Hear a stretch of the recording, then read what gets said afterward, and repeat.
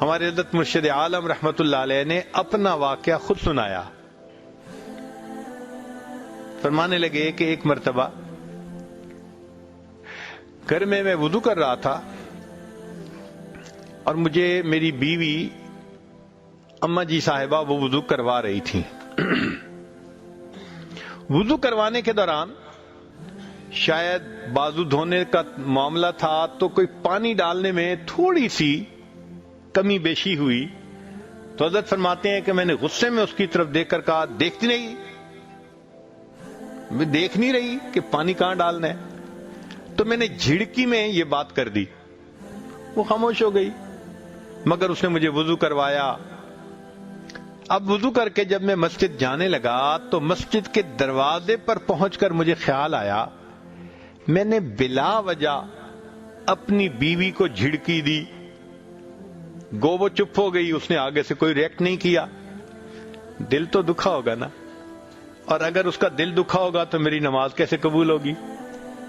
فرماتے ہیں میں نے ایک بچے کو بلایا اور بچے کو کہا کہ جاؤ مسجد میں جا کر بتاؤ کہ امامت میں کرواتا ہوں، میں آ رہا ہوں، میرا انتظار کر لیں چند منٹ، میں جماعت کرواؤں گا تاکہ لوگ انتظار نہ کرتے رہیں. تو بچے کو وہاں بھیج دیا. حضرت فرماتے ہیں میں واپس گھر آ گیا. اہلیہ صاحبہ نے دیکھا تو بڑی حیران ہوئی، آپ نے نماز نہیں پڑھی، آپ پہلے آ گئے. تو میں نے ان کو کہا کہ ہاں بس میں نے جلد بازی میں آپ کو ڈانٹ دیا تو آپ مجھے معاف کر دیں. وہ مسکرا پڑی، نہیں کوئی ایسی بات نہیں تھی.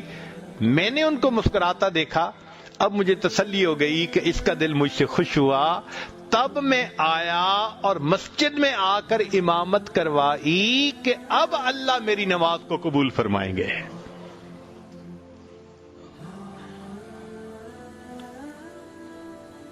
کیا ہم بھی اپنے اہل خانہ کی دل کی تکلیف کا اتنا ہی احساس کرتے ہیں یا نہیں کرتے؟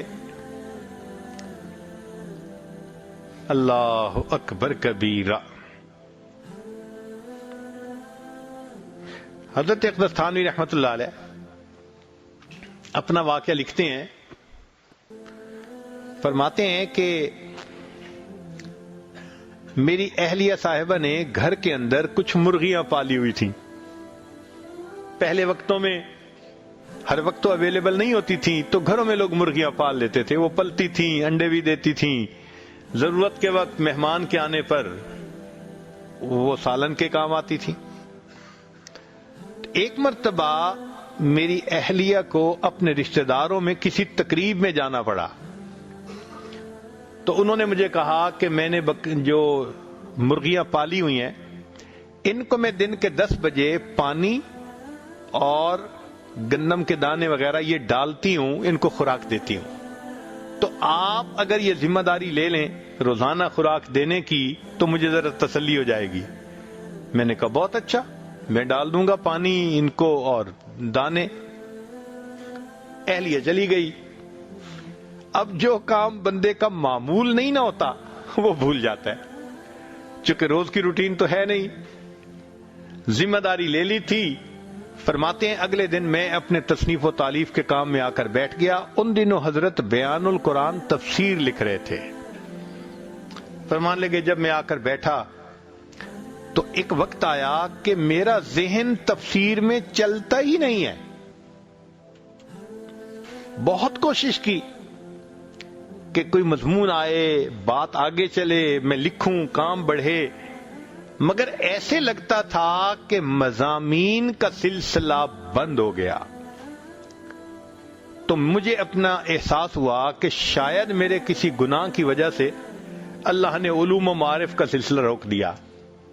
تو میں تھوڑی دیر بیٹھ کر استغفار کرنے لگ گیا. اب یہ استغفار کی برکت تھی کہ اچانک خیال آ گیا، میری بیوی نے مجھے کہا تھا کہ مرغیوں کو دانے ڈالنے ہیں، پانی دینا ہے.